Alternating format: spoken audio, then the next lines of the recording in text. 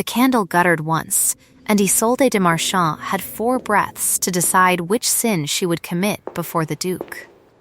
"On your knees, girl," in Latin. Now, the chamberlain's voice went through the great hall the way a blade goes through linen, without effort and without kindness, and every head at the long oak table turned toward the small figure standing between 2 pillars with a book she had not been told she would be asked to open. She did not kneel. Not yet. She counted.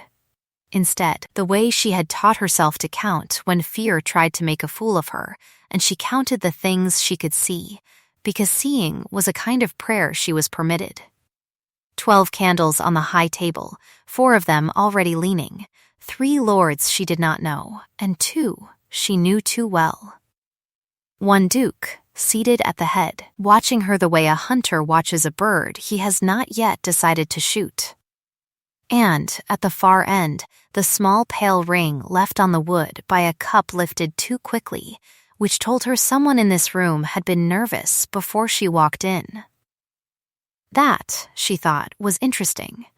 She had not expected to be the second most frightened person present. She lowered her eyes, not out of piety, but to gather them, and in the moment between one heartbeat and the next, she let herself remember the letter folded beneath the linen at her breast, the letter no one in this hall knew she carried, the letter that was the true reason she had been summoned and would be the true reason she left, whether upright or otherwise. She could feel it against her skin like a small, warm ember. It was, she thought with the smallest lift of the corner of her mouth, an unwise place to keep fire. She let the thought pass, without further comment. There would be time later, or there would not. "Girl," the chamberlain said again, and the word landed the way a stone lands in still water, sending a ripple through the servants against the wall. The Duke waits. A prayer. In the tongue of the church, beg the saints for his health and the mercy of heaven upon his house. Now she let the silence hold 1 beat longer than was safe, not from insolence, from arithmetic. She had asked, 3 days ago, whether she would be required to speak before the assembled lords, and she had been told no. She had asked 2 days ago whether she would be permitted to bring her book of hours, and she had been told no. She had asked this morning whether the Duke wished to hear from her at all, and she had been told, with the kind of smile that servants learn to distrust, that the Duke wished nothing from her except to look at her once and decide. This, then, was not the arrangement she had been prepared for. This was a change of terms delivered in front of witnesses, which meant that someone in this room had arranged it and that someone wished her to fail. Very well. She stepped forward 1 pace, and the sound of her slippers on the stone was the loudest thing in the hall. She did not kneel. She lifted her face just enough to be seen, not enough to be read, and she folded her hands with the composed neatness of a girl who had folded her hands 1,000 times in colder rooms than this. She had been schooled by nuns who did not smile, and by a mother who smiled only when she meant harm, and by a father who had told her, once, on a long ride through rain, that a woman who could not think while frightened was no better than a candle in a draught. She had loved him for it, and she had never forgotten, and she thought of him now with a small, private ache she did not let reach her mouth. "My Lord Duke," she said, in a voice that had been trained to carry without rising, "may I ask which prayer your grace desires?" A murmur went along the table. It was small, but she heard it, and she noted who had made it. The elderly lord on the Duke's left, with the sag of a man whose gout had outlasted his charm, exhaled through his nose in a way that was almost a laugh. The younger lord beside him, all shoulders and no patience, tightened his jaw. The chamberlain drew a breath to correct her. The Duke lifted 1 finger, and the chamberlain did not speak. "Whichever prayer," the Duke said, "you know best." His voice surprised her. She had expected the voice of a man who signed death warrants over breakfast. She received instead the voice of a man who did not raise it because he had never in his life needed to.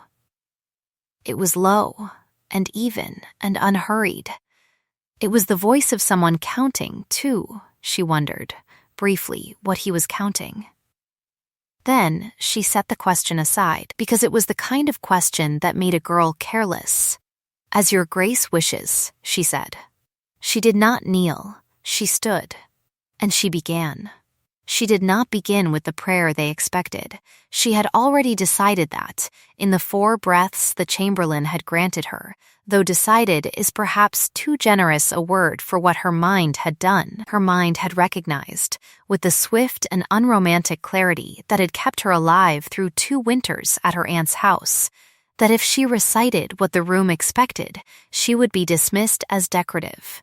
And if she was dismissed as decorative, the letter at her breast would burn a hole through her, and she would leave this hall without accomplishing the one thing she had come to accomplish. She needed the Duke to look at her twice. She needed the room, briefly, to be uncertain. She needed, above all, to be remembered by the one man at this table who would understand what she was doing. Because she was almost certain that man was here. And she was almost certain he was watching her, and she was almost certain he had already, in the small and unreadable way of dangerous men, begun to smile. So she began with a verse that was not, strictly, forbidden. It was only inadvisable. It was a verse that had been copied out of favor 2 generations ago, when a council of bishops in a distant city had decided that its Latin was too old, and its sentiment too plain, and its use by certain reformist preachers too frequent to be quite comfortable in the mouths of the pious. It had not been condemned. It had been, in the courteous language of the Church, discouraged. To speak it at a duke's table was not heresy. It was, however, a choice. And every man in this hall who had been educated by a serious tutor would know, at the first 3 words, exactly what choice she had made. Her voice, when it came, was steady and small and clear. She spoke the opening line, and she felt rather than saw the elderly lord on the Duke's left go very still. She spoke the second line, and she heard, from somewhere near the servant's door, the smallest possible sound, which she thought might have been a woman drawing breath through her teeth. She spoke the third line, and the younger lord with the tight jaw turned his head sharply toward the Duke, as if seeking permission to interrupt, and she saw, without lifting her eyes, that the Duke did not give it. She spoke the fourth line, and she understood, with a soft and almost pleased shock, that she had guessed correctly. There was, in this hall, at least one man who wished her to continue. She continued. She did not raise her voice. She had been taught by an old choir master, in a chapel that smelled of beeswax and damp stone, that Latin does not need to be shouted, Latin needs to be trusted. He had been a small man, and he had trusted his Latin more than he had trusted any lord who paid him. And he had died, she had heard, in a poor bed with a book on his chest, and she had said a prayer for him once, alone, in her aunt's garden, and she said the second half of it now, silently, while her mouth said other words. Her mother would have called that a species of sacrilege. Her father would have called it thrift. She agreed with her father. The verse ran to 7 lines, and by the 5th line she could feel the hall around her the way a swimmer feels a current shift. The chamberlain, at the edge of her sight, had gone the particular shade of red that servants of high houses achieve when they are afraid they will be blamed for something they did not do. The elderly gouty lord had leaned forward, both hands braced on the table, his rings clicking once against the wood. The younger lord had actually risen, half an inch from his seat, and then sat again, because the Duke had lifted his finger a second time, and the Duke's finger, apparently, was law in this room. Behind her, the servants against the wall had stopped breathing in any pattern she could hear. She could hear, instead, the small and irregular breath of a boy, perhaps 9, perhaps 10, standing near the sideboard with a jug he had forgotten he was holding. She did not turn to look at him. She only noted, with a corner of her mind, that a child in this hall was learning something today, and that whatever he was learning, she owed him the courtesy of finishing. She finished the 6th line. She paused. She did not pause for effect. She paused because the 7th line, the final line, was the line that had gotten the verse discouraged in the first place, and once she said it aloud in this hall, she would not be able to unsay it, and neither would anyone who had heard it. It was a line about kings. It was a line, more precisely, about what kings owed to those who had nothing. It was a line that, in the original, was gentle enough to be printed in a book of hours for children, and dangerous enough, when spoken in a room of lords with full cups and empty consciences, to bring the room to the edge of an argument it had been avoiding for years. She knew this. She had known it before she opened her mouth. She had chosen this verse for exactly this reason. She was not, at 18, brave. She was accurate. She lifted her eyes, at last, and she looked at the Duke. He was watching her the way a chess player watches a piece that has just moved in a direction he did not know it could move. He was not angry. He was not amused.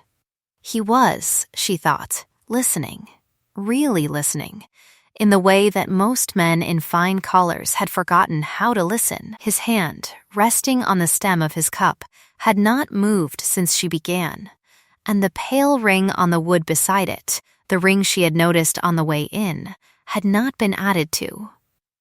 He had not drunk. He had not shifted. He was waiting to see if she would say the 7th line. She said the 7th line. The hall did not gasp. That was the first thing she noticed, and it told her a great deal. A hall that gasps is a hall that is performing shock for the benefit of its master. This hall had gone silent instead, the deep-held silence of men who have understood exactly what has been said, and are now, each one of them, deciding privately what to do about it.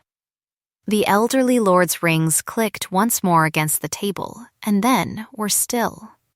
The younger lord's jaw did something complicated. The chamberlain at the edge of her sight opened his mouth and closed it and opened it again, and produced no sound, because he had not been given permission to produce any.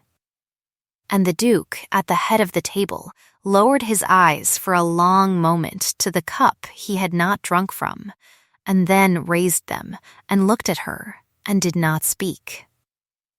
She let the silence hold. She had been taught, by a woman who was not her mother and who had been kinder to her than her mother, that silence after a difficult sentence is not empty. Silence after a difficult sentence is the sentence continuing. So she let it continue. She did not lower her eyes. She did not fidget. She did not, though every muscle in her back wished to, allow herself to sway. She stood, and she counted, again, quietly, the things she could see. 12 candles, 4 still leaning, 1 now guttering in earnest. 3 lords who did not know her, all of them now knowing her a little too well. 2 lords she knew, one of whom she had until this moment believed to be her ally, and who was not looking at her at all, which told her more than any accusation could have told her. 1 duke, still watching. 1 boy at the sideboard, still holding a jug he had forgotten. 1 pale ring on the wood, still not added to, and, against her breast beneath the linen, 1 letter, still unread by anyone but her. "Girl," said the elderly lord at last, in a voice like a door being pushed open on a cold morning, "do you know what you have just recited?" She turned her face to him, and she inclined her head, once with the neatness of a well-bred child answering a tutor. "My lord," she said, "I do." "And you chose it," he said, "for the Duke."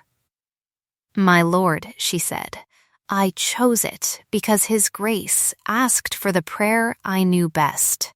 This is the prayer I know best. I was taught it by a choir master who is no longer alive to be blamed for it. If any fault lies in the choice, my lord, the fault is mine, and I will answer for it. The elderly lord made a sound in his throat that was not a laugh and not a cough, and was, she thought, something older and more surprised than either. He looked, briefly, at the Duke. The Duke did not look back at him. The Duke was still looking at her, and she began at last to understand what he was counting. He was counting the number of people in this hall who had understood the 7th line. He was counting, and he was, very slightly, and only at the very corner of his mouth, beginning to smile. Approach, the Duke said. She approached. She did not hurry, and she did not dawdle. She walked the length of the hall the way she had been taught to walk into any room that might not let her walk out of it, which was to say she walked as if she had already been invited and had merely been delayed by weather. The pale ring on the wood grew larger as she came near, and she noted, at last, whose cup had made it. It was not the Duke's. It was the cup at the empty place beside him, the place with no lord in it, the place that had been set for someone who had not come, or who had come and gone before she was brought in. She filed that away. She had learned, in her aunt's house, that empty chairs at powerful tables are never truly empty. They are simply occupied by the person who is not there, and that person is often the one running the room. She stopped at the proper distance. She inclined her head. She waited. Your choir master, the Duke said quietly, so quietly that only she and perhaps the elderly lord could hear, was a brave man. He was a small man, your grace, she said, in the same low tone, who trusted his Latin. The Duke considered this. He did not smile with his mouth. He smiled, if that was the word for it, somewhere behind his eyes, in a place she suspected very few people were permitted to see. And you, he said, trust yours. I trust his, your grace, she said. Mine is only borrowed. He looked at her a moment longer. Then he turned his head, unhurried, to the chamberlain, and the chamberlain, who had been waiting for this glance the way a drowning man waits for a rope, stepped forward at once. The lady will dine, the Duke said. See that a place is laid. Not there. He did not look at the empty chair beside him, but his hand moved once in its direction, the smallest possible dismissal.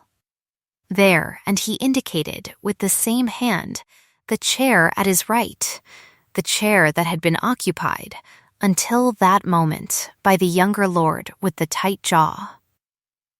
The younger lord rose. He rose slowly, and he rose with the careful blankness of a man who has just been publicly demoted and is deciding, in the space of 2 heartbeats, whether he will spend the next year of his life being gracious about it or ruining the person who caused it. He bowed to the Duke. He did not bow to her. He walked, without haste and without dignity, to a lower seat, and he sat, and he did not look at her again for the rest of the meal, and she understood quite clearly that she had made an enemy in this hall today, and that the enemy she had made was not the one she had been warned about. She sat. She did not eat much. She had been taught, by the same woman who had taught her about silence, that a girl who eats hungrily at a great table is a girl who has forgotten she is being watched. She sipped water. She broke bread. She answered, when spoken to, in the shortest sentences that courtesy allowed. She listened. She counted. She noticed, over the course of the long, slow, careful meal, 3 things that would matter later, and she filed each of them away with the same neatness with which she folded linen.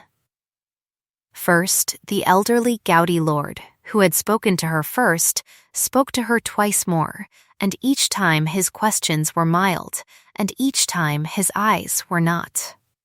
He was measuring her. He was, she thought, a man who had once measured someone else in the same way, long ago, and had been wrong about them, and had never fully forgiven himself, and was determined not to be wrong again. She liked him. Cautiously, she did not trust him yet. Second, the Lord she had believed to be her ally, the one who had not looked at her when she finished the verse, drank steadily and said little, and when he did speak, he spoke to the Duke about matters of no importance, in a voice that was trying very hard to be ordinary. He was afraid.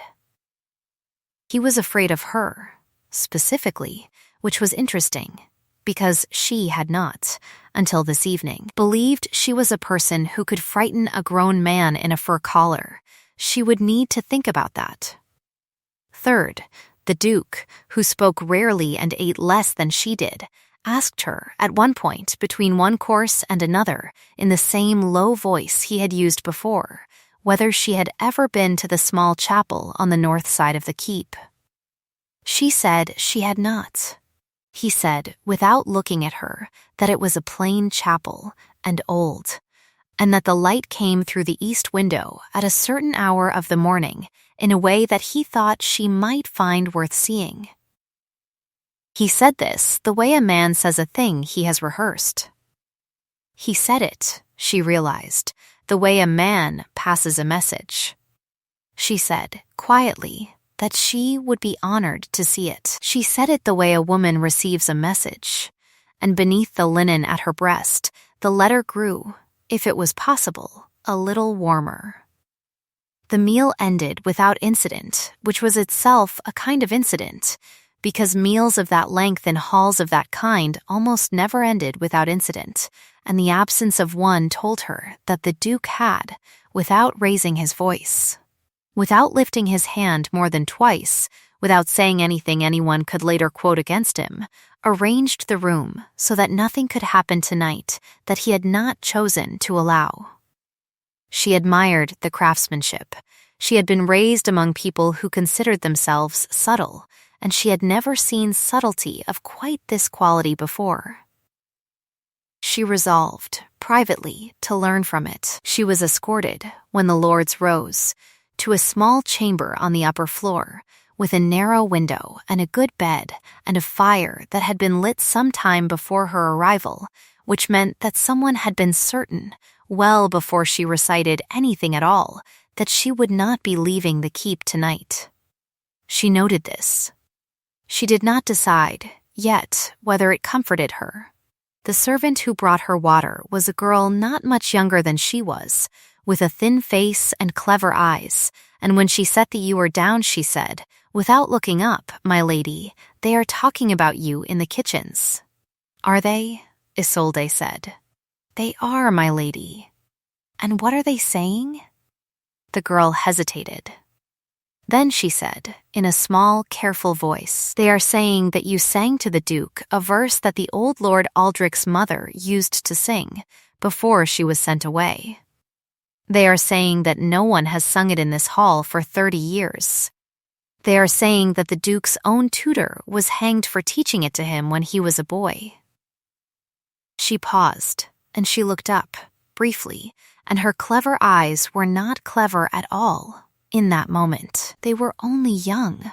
They are saying, my lady, that you must be very brave, or very foolish, or sent. Isolde considered her. She considered, too, the letter beneath the linen at her breast, and the pale ring on the oak table below, and the empty chair beside the Duke, and the younger lord who had not looked at her again, and the elderly lord who had measured her twice, and the plain old chapel on the north side of the keep where the east window let in a certain light at a certain hour, and the man at the head of the table who counted quietly and smiled only behind his eyes. Perhaps, she said gently, I am all three. The girl blinked. Then, very slowly, she smiled, the way a person smiles when they have decided, without quite meaning to, whose side they are on. My lady, she whispered, Shall I come back at dawn? Yes, Isolde said. Come back at dawn, and bring me, if you can, a plain gray cloak, and do not tell anyone you have done so. No, my lady. Thank you, Isolde said. What is your name? Alice, my lady.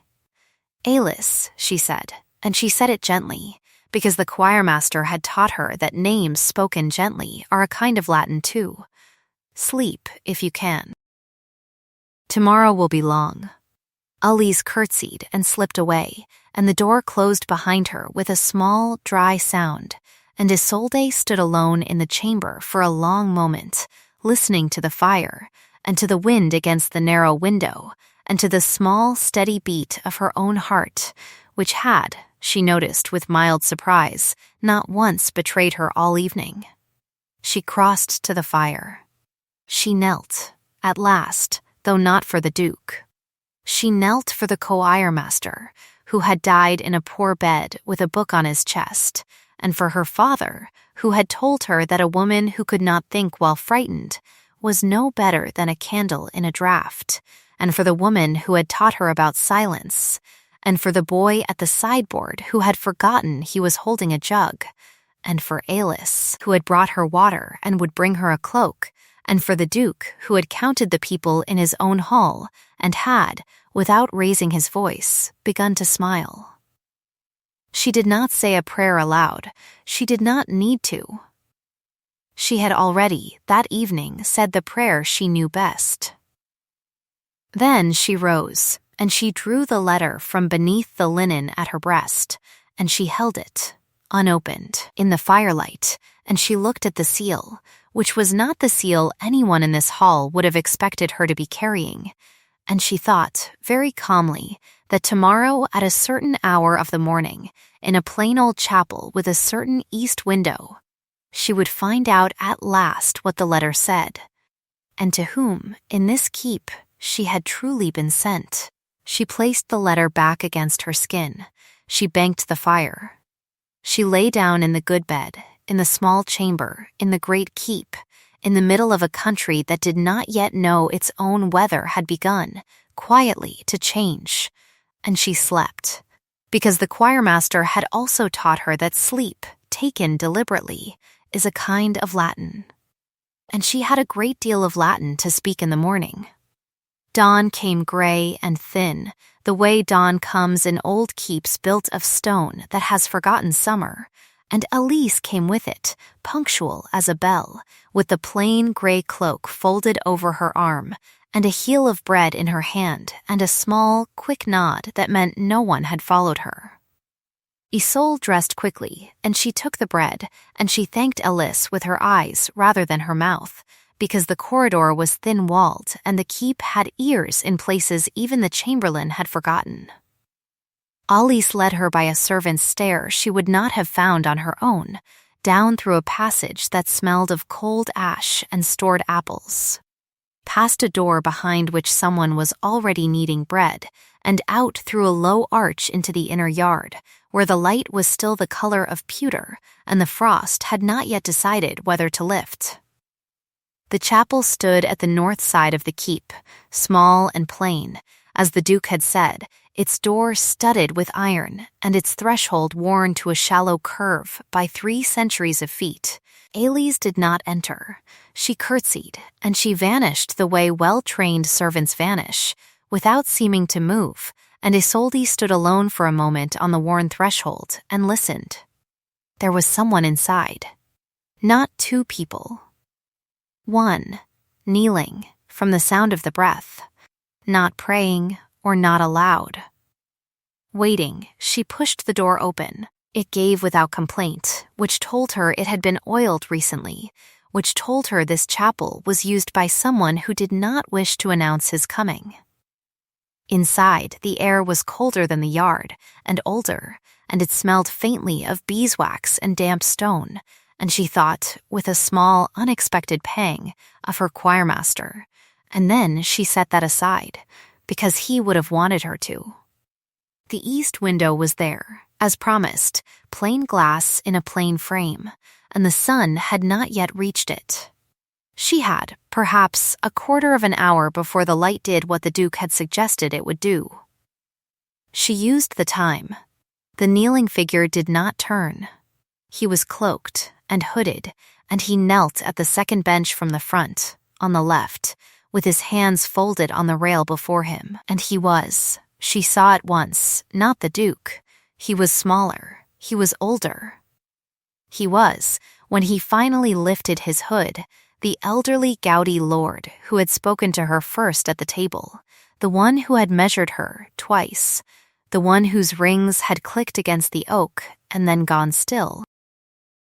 "Sit, child," he said, without looking at her. "We do not have long." She sat. She sat on the bench behind him, not beside him, because she had been taught that a woman who sits beside a man she does not yet trust has given away a piece she may need later, and she folded her hands, and she waited. She had learned, the night before, the value of letting a difficult sentence continue in silence. "You carry a letter," he said. She said nothing. "I do not ask to see it," he said. "I ask only that you understand what you carry. You believe it is addressed to the Duke. It is not. It is addressed to me. It was written by a man whose name I will not say aloud in this chapel, though this chapel is the only place in this keep where it might safely be said. It concerns a promise made 22 years ago by 4 men, 3 of whom are dead, and the 4th of whom is myself. It concerns a child who was hidden. It concerns a verse that was discouraged. And it concerns, my dear, though you did not know it when you opened your mouth last night, she did not move. She had been taught by the woman who was kinder to her than her mother that when a room tilts, one does not lean. One simply notices the new angle and stands accordingly. She noticed the new angle. She stood accordingly. "My lord," she said, in the same low, steady voice she had used at the table, "I was told the letter was for His Grace." "You were told," he said, "what would move you across 3 counties without asking too many questions. Do not blame the man who told you. He is dead now. And he loved you, and he did the best he could with the little time he had. I speak of your father." The word went through her like a bell struck once and left to ring. She did not flinch. She did not weep. She only lowered her eyes to her folded hands for the space of one long breath, and she let the bell ring, and she let it fade, and then she lifted her eyes again, and she said, "Go on, my lord."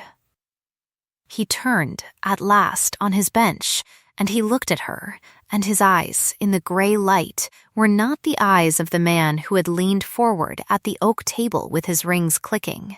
They were the eyes of a man who had, 30 years ago, made a choice he had regretted every day since, and who had been waiting, patiently and without hope, for a chance to make a different one.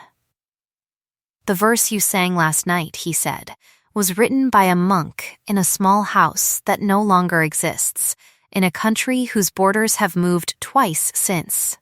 It was set to music by a choirmaster who taught it to 3 children, and then to a 4th. The 4th was a boy who grew up to be the Duke who now sits at the head of this hall. He was 6 years old when he learned it. He was 7 when his tutor was hanged for teaching it to him. He was told, at 7, that if he ever sang it or was known to know it, he would be hanged too. And his mother with him, and his mother believed the threat, because the threat had already killed his father. So he did not sing it. He has not sung it, my dear, for 31 years. He has waited, instead, for someone else to sing it in his hall, so that he might know, without asking, who in his own house still remembers what was promised, and who has, over these long years, quietly forgotten. Last night, in front of every lord he has cause to doubt, you sang it.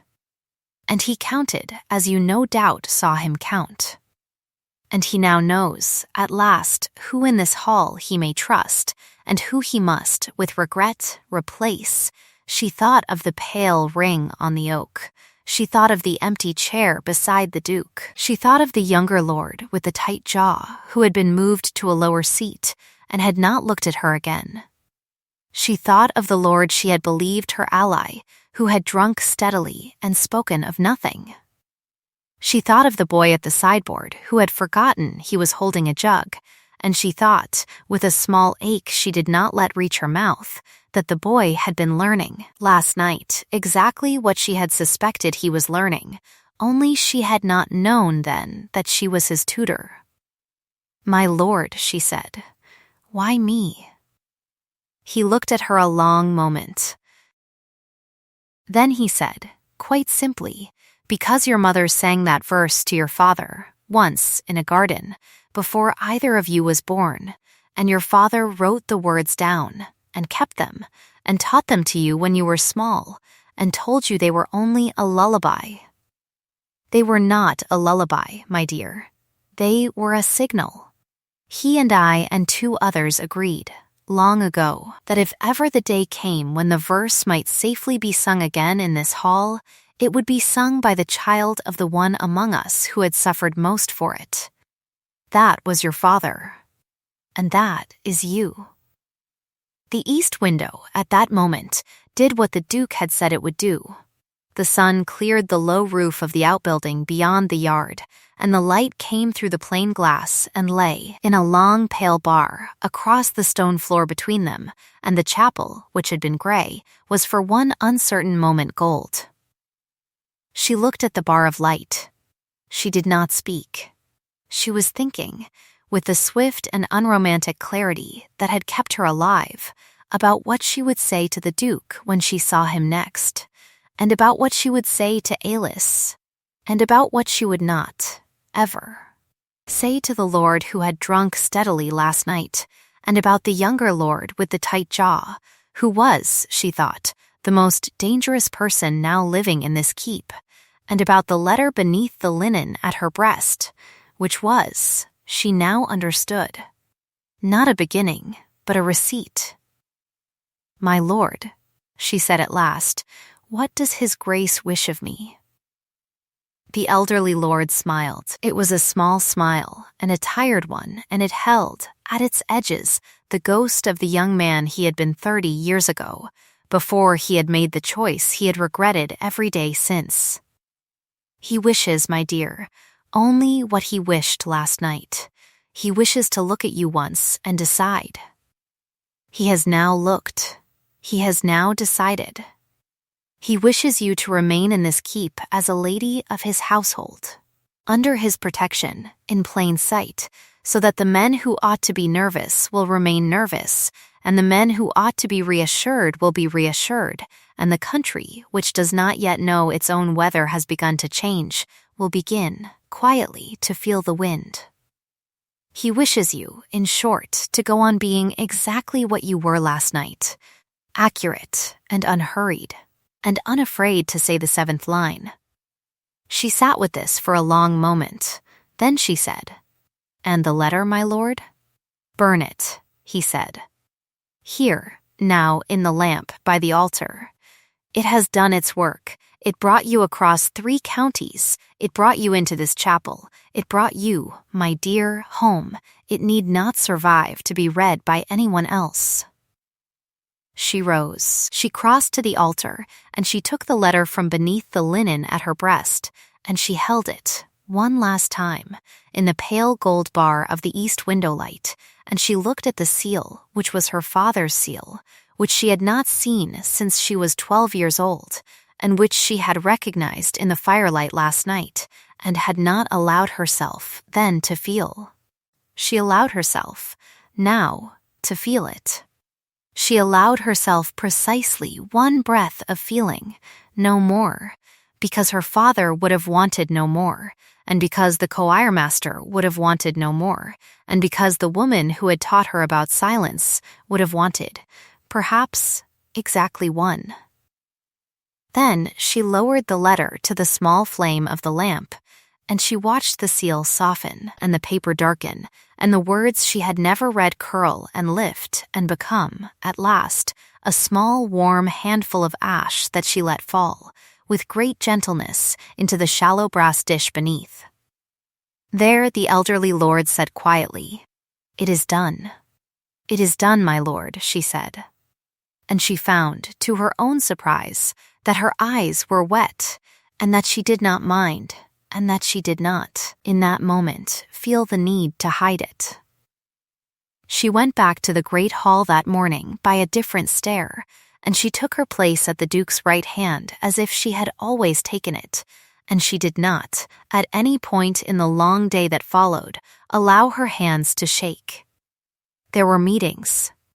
There were introductions. There were, throughout the morning, small, careful conversations with lords who had, the night before, decided privately what to do about the seventh line, and who were now, one by one, telling her what they had decided, without ever quite saying so. She listened. She counted. She noticed. She said little, and what she said was accurate and unhurried, and it landed. Each time, in the room the way a small stone lands in still water, sending a ripple that did not, from the outside, look like very much. The Duke, for his part, spoke to her only twice all morning, and both times about matters that seemed, on the surface, to be about nothing. He asked her, once, whether the east window light had been as he described. She said, without looking at him, that it had been more than he described. He said, without looking at her, that he was glad. That was all. Later, when the younger lord with the tight jaw came in with a message and stood too close to her chair for slightly too long, the Duke said, in the same low, even voice he had used the night before, "The lady is cold. Move the brazier." The younger lord moved the brazier. He did not stand near her chair again. By evening, without anyone in the keep having raised a voice or drawn a blade, 3 things had happened.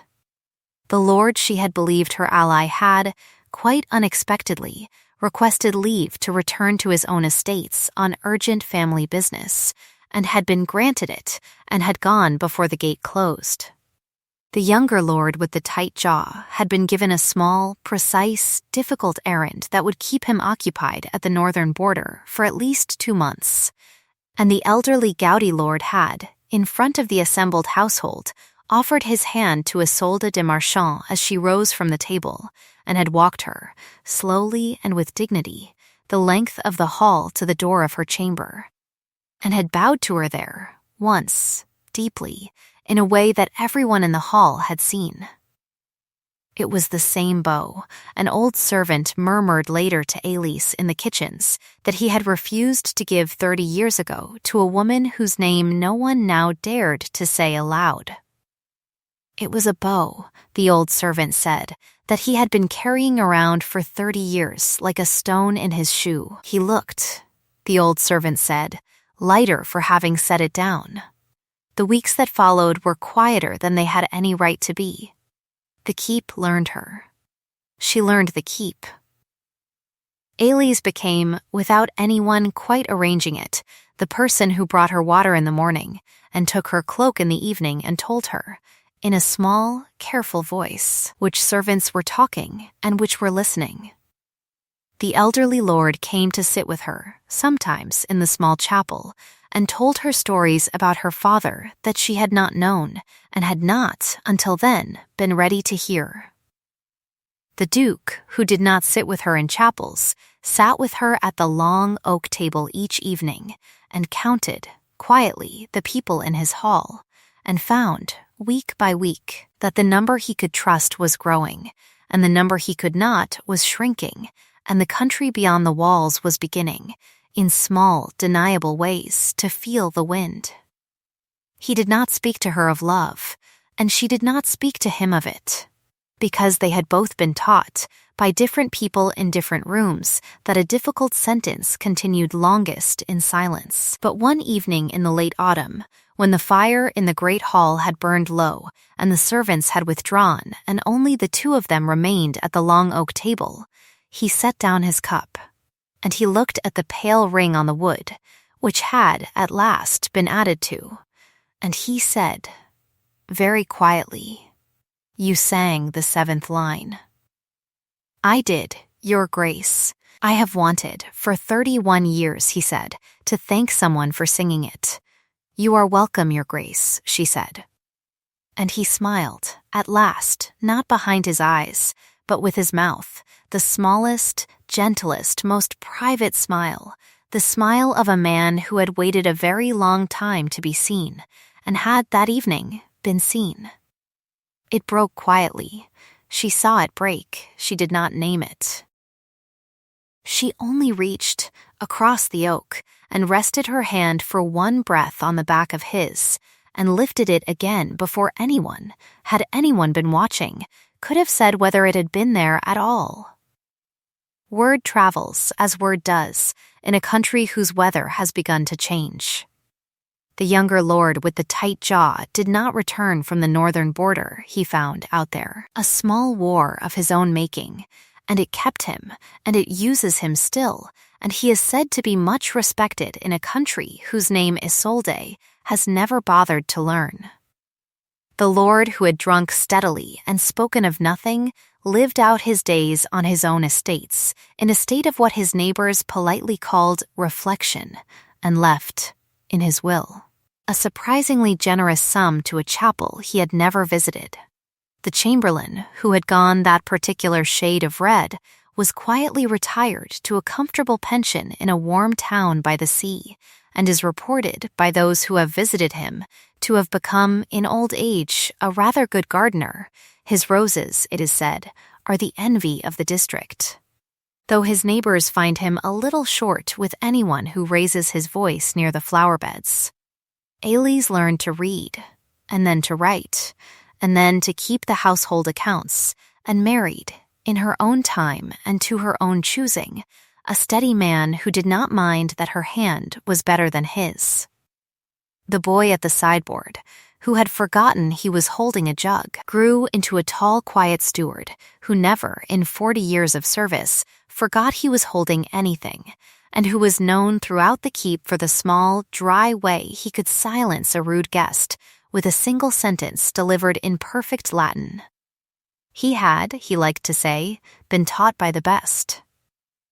And the elderly gouty lord, who had carried a bow for 30 years like a stone in his shoe, lived long enough to see the country's weather change more than he had dared to hope, and died, in his own good bed, with his hand in Isolde's, on a morning when the east window light in the small chapel on the north side of the keep fell, as it always fell, in a long pale bar across the stone floor.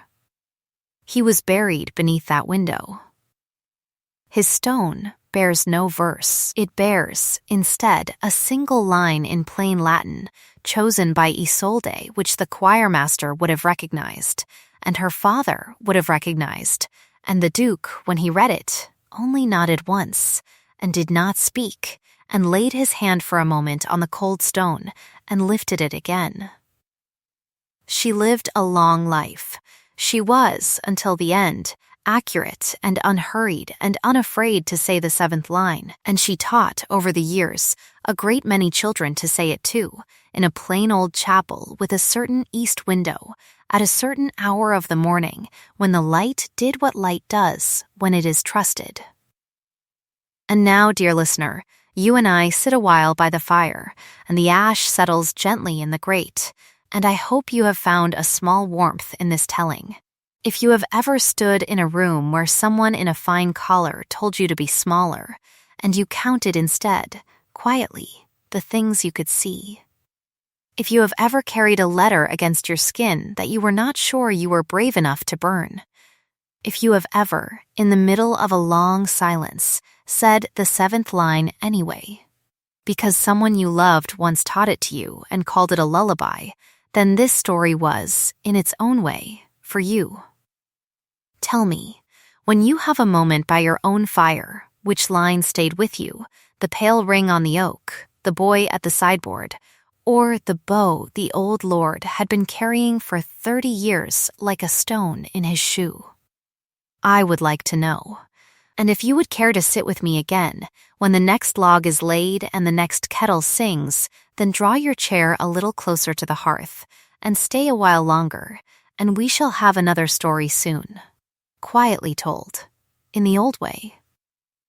For those who like their tales the way we like this fire, warm and slow, and trusted to burn down to its own gentle end. Sleep well, friend. The fire will keep.